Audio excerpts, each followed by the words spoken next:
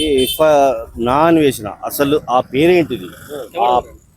అసలు ఆ పేరేంటిది? నా అనేది ఏంటి? ఆ అన్వేషణ ఏంటి? ఆ మనిషి గురించి ఇంత రాగాంతం చేసే అవసరం లేదు. ఎందుకంటే వాడు పిచ్చోడు. నిజంగా వాస్తవంగా చెప్పాలంటే పిచ్చోడు. ఇంకొకటి ఏంటంటే ఇప్పుడు అనసూయ చాలా దారుణము. ఎందుకంటే స్త్రీల గురించి ఎవరైతే ముందుకొచ్చి శివాజీ గారు మాట్లాడారో ఆయన చెప్పిన దాంట్లో ఎలాంటి తప్పు లేదు. ఎందుకంటే ఆయన చెప్పింది మన బిడ్డల గురించి, మన అక్క చెల్లెలు తల్లుల గురించి ఆయన మాట్లాడాడు. ఆయన మాట్లాడిన తప్పైతే లేదు.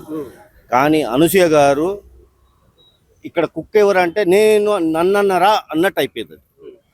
కుక్క ఎవరు అంటే నన్నన్నరా అన్నట్టు అయిపోయింది.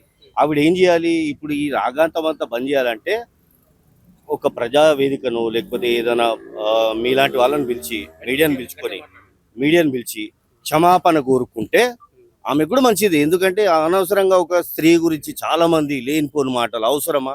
ఆమెకు ఇంత వాళ్ళ ఫ్యామిలీని తీయడము, ఆమె పర్సనల్ విషయాలంతా మాట్లాడడం మాకు కూడా బాధ అనిపిస్తుంది. ఎందుకంటే ఒక స్త్రీ గురించి ఇంతగా మాట్లాడడం, దిగజార్చి మాట్లాడడము, ప్రతి వాళ్ళు ఆమెను అటాక్ చేయడం అది కూడా మంచి ఇది కాదు. ఎందుకంటే ఆమె ముందుకు వచ్చి క్షమాపణ కోరుకుంటే ఇక్కడితో లొల్లు అయిపోతుంది. ఇంకొకటి ఏంటంటే ఆ పిచ్చోడు వాడికి అనవసరము. వాడు ఏదైతే దేవుళ్ళ గురించి మాట్లాడడము, ఎవ్వడు పడితే వాడు దళిద్రం ముండా కొడుకులు దేవుళ్ళని ఎందుకు తిడతారా మీరు? మీకు అవసరం ఏముంది? ఏ దేవుళ్ళైనా సరే మనం గౌరవించాలి. ఇతర దేవుడు ఏ దేవుడైనా తిట్టొద్దు, తిట్టే అధికారం లేదు. తిడితే వాని ఇక్కడ తెచ్చి, ఎందుకంటే వాడు ఎందుకు అవకాశంగా భావిస్తున్నంటే వాడు గోడ అవుతున్నాడు. అదే వాడు ఇక్కడ లోపల వచ్చి మాట్లాడితే వాని పొంగి పని వస్తుంది. వాడు అక్కడ ఉన్నాడు కాబట్టి ఇప్పుడు మనం జూకి వెళ్తాము, చిన్న పిల్లలు కూడా సినిమాను చూసి రాళ్ళు కొడతారు, సెల్ఫీలు తీస్తారు. అదే ఫారెస్ట్ పోయి చేస్తారా? అడవిలో పోయి చేస్తారా? చేయలేరు.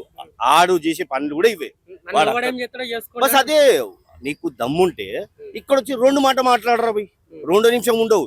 ఈ 2 కిలోల చెయ్యి ఎప్పుడైతే నీ మీద పడుతుందో అప్పుడు నీకు తెలుస్తుంది. వాడుకో ఏంది అది మాటలేంది. ఎవరిని పడితే అది ఏది పడితే అది మాట్లాడతావా? అదే నువ్వు అక్కడ ఉన్నావు కాబట్టి మాట్లాడుతున్నావు. ఇక్కడ వచ్చి మాట్లాడు, నీ మగతనం మీద చూపిస్తారు. ఏది పడితే అది, ఎక్కడ పడితే ఏ రెస్టారెంట్ గలీజ్ పేర్లు పెట్టి ఆ ఆడపిల్లలతో తిరిగి ఏదో మనం మాట్లాడొద్దు. ఆ రెస్టారెంట్ల గురించి, ఆ సభ్యత గురించి, ఆ కొన్ని ఉంటది, వాళ్ళకు ఉంటది, ఆ పేర్లు ఉంటది. దాన్ని మనకు చూపించి మన వాళ్ళని పిచ్చి పిచ్చి పిచ్చి భ్రమలో పడేసి అరే నువ్వే పెద్ద రేపిస్ట్ రా భయ్, ఇంకొకసారి అనొద్దు. అదే అంటున్నా, ఈ రేపిస్టులు అది ఇది ఫస్ట్ వాడు నువ్వు ఇక్కడ వచ్చి మాట్లాడరా భయ్, ఏదైనా ఒక్క మాట మాట్లాడు. ఇక్కడ రా, అందరు కొడతారు, అందరు రెడీగా ఉన్నారు. ఇంకొకటి ఏంటంటే ఇప్పుడు వాడిని కొట్టద్దంటే వాడి కన్న తల్లి ముందుకొచ్చి, ఎందుకంటే అమ్మ మీరు నీ కొడుకుని మంచిగా పెంచిండ్రో ఎట్లా పెంచిండ్రో తెలియదు, కానీ వాడైతే అడ్డగాడిది పిచ్చోడు, పిచ్చి పిచ్చి మాట మాట్లాడుతూ, మీరు దయచేసి వాడిని ఇండియాకి రప్పించి వాడిని చట్టానికి అప్పగించండి. లేకపోతే ఖచ్చితంగా ఇది వాడు ఇప్పుడు కాకుండా 10 సంవత్సరాల తర్వాత రావాల్సిందే. ఆడు వస్తే మాత్రం మన జనాలు ఊరుకోరు. ఈ రోజే అన్వేషణ మీద ఎందుకు ఇంత విమర్శలు చేస్తున్నారు? వానికి అవసరమా? చాలా సార్లు కూడా ఆయన ఎన్నో అన్నాడు, ట్రావెలింగ్ చేసుకుంటే వరల్డ్ మొత్తం చూపిస్తున్నప్పుడు కూడా ఏ ఒక్కరు మాట్లాడలేదు. ఎప్పుడైతే హిందూ దేవతల మీద అన్నాడు అని చెప్పేసి అంటున్నారు కొంతమంది, అనలేదని కొంతమంది అంటున్నారు. మరి ఇప్పుడు ఆయన అన్నాడు కదా, ఇప్పుడు అదే అంటున్నా. ఇప్పుడు వాడు ఒక ట్రావెల్ బ్లాగర్, చేసుకో, నేను ఎవ్వరొద్దన్నారు. నీకు ఫాలోయింగ్ చాలా ఉంది, ఇంకా పెరుగుతుంది. కానీ నువ్వు అనవసరమైన విషయాల్లో దూరి ఒక్కరికే సపోర్ట్ చేసి, ఇప్పుడు శివాజీ గారు అన్నారు, దేని గురించి అన్నారు? మన బిడ్డలు మంచి పద్ధతితో ఉంటే మనందరికి మంచిది. ఇప్పుడు అనసూయ గారు వాళ్ళు అదేదో పొట్టి బట్టలు వేసుకొని అంత పెద్ద స్త్రీ అయి ఉండి చిన్నపిల్లల కన్నా అద్మానంగా బట్టలు వేసుకొని తిరిగితే ఎవరైనా ముఖం చూస్తారా, వేరేమని చూస్తారా? అదే నువ్వు రారా భయ్, నువ్వు ఇండియాకి రా, ఏం కూస్తారో నీకు చూపిస్తారు. అది ఎట్లా కూస్తారో ఏం ఆ పెద్ద మనుషుల్ని నువ్వు మాట్లాడే తీరేనా? అదే చెప్తున్నా కదా సార్, నువ్వు గోడ యువతలు వచ్చి ఒక్క మాట మాట్లాడు చూడు, అప్పుడు నువ్వు ఉంటావా లేదా మన ప్రజలు చూపిస్తారు. సార్ ఇప్పుడు వాడు మాట్లాడే రీతి అసలు వాడు పిచ్చోడు. ఫస్ట్ ఆఫ్ ఆల్ వాడికి ఒక సభ్యత లేదు, వానికి ఒక మర్యాద అనేది లేదు. పిచ్చోడాడు. ఇప్పుడు పిచ్చోళ్ళు కూడా ఫాలోవర్స్ ఉంటారండి. పిచ్చోళ్ళని కూడా మనము ఏం చేస్తాము, సరే పిచ్చోడు అని చెప్పి మనం గ్లాస్ టీ ఇస్తాము, కానీ ఆ పిచ్చోడే ఇవాళ ఏం చేసిండు అదే ఛాయ్ మన ముఖం మీద కొట్టినాడు. అయితే ఇలాంటి వాళ్ళకు మనం బుద్ధి చెప్పాల్సిందే. ప్రతి ఒక్కడు ఎవడైనా సరే మన దేశం గురించి కింద చేసి మాట్లాడితే వాడిని వేసి తొక్కాలి. మన దేశం గురించి ఎవడైనా సరే ముండా కొడుకులు మన దేశాన్ని గురించి.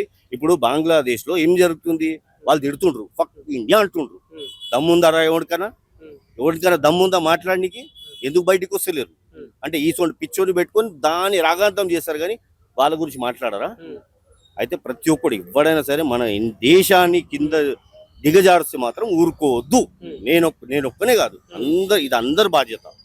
అంటే ఇలా నాన్ వెజ్ కూడా దేశానికి కించపరిచినట్టు అంతే మాట్లాడుతున్నాడు. వాడు చేసిండు. వాడు ఎందుకు చర్యలు తీసుకోవట్లేదు? ఏం చేసుకుంటారు ఇప్పుడు? వాడు గోడవతలు ఉన్నాడు, వాడిని రప్పియాలంటే వాళ్ళ తల్లితోటే అవుతుంది. ఎందుకంటే మన స్టేట్ గవర్నమెంట్ తోడు కాదు. ఖచ్చితంగా చేస్తారు.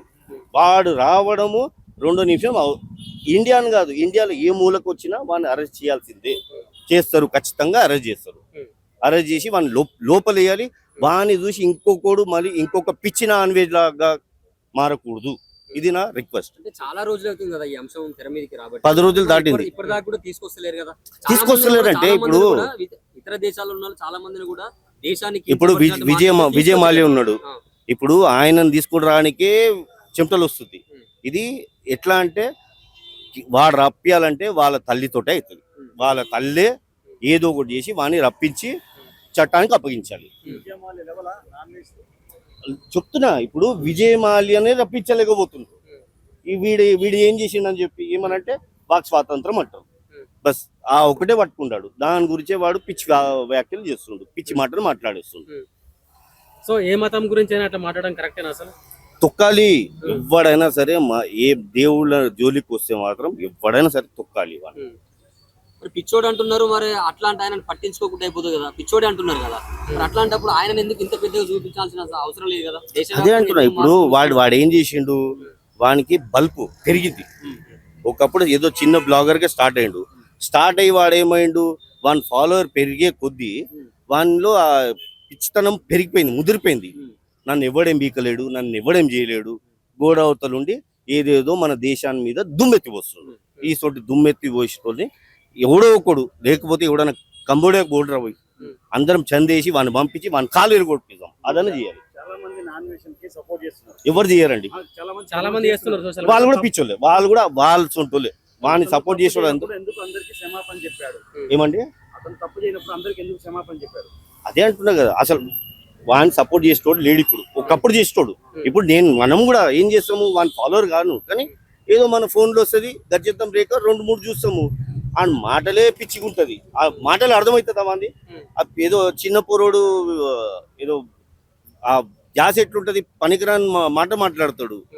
అక్కడ పోయి వాడు ఏం చేస్తుండు, వాడు బతుకు తెరువు గురించి ఈ రోజు మన దేశాన్ని ముందు అడ్డంగా పెట్టి వాడు మన దేశాన్ని అవమానించే కరంగా వాడు ఎదుగుతున్నాడు. కానీ మన దేశం గురించి ఆలోచించే నాదుడు కాదు. వాడు మనకు పనికిరాని మనిషి. సో ఏం చెప్తారంటే ఆయన ఫాలోవర్లకు ఏం పిలుపునిస్తారు? వాడిని అన్ఫాలోవర్ అవుతుండ్రు అందరూ. ఫాలో చేసేయాలి. వాడిని తాట తీయాలంటే వాడు జీరో వరకు రావాలి. వాడిని ఎవ్వడు ఫాలో చేయదు, వాడిని పట్టించుకోవద్దు. వాడు ఏది మొరిగినా వాని వీడియోలు చూడడం బంద్ చేసి నాన్ వెజ్ అన్ని ఫైనల్ గా ఇండియాకి రాని అని అంటారా? రావాలి. అందరు వెయిట్ చేస్తుండ్రు. మనం తెలుగు వాళ్ళం అందరం వెయిట్ చేస్తున్నాం వాడిని స్వాగతించడానికి. ఒక బ్లాక్ కార్పెట్ వేసి తాట తీయాలి. చెప్తున్నా కదా, ఫస్ట్ 2 किलो का हाथ उसके जब पचकड़ गिरता ना तब उसको मालूम होता।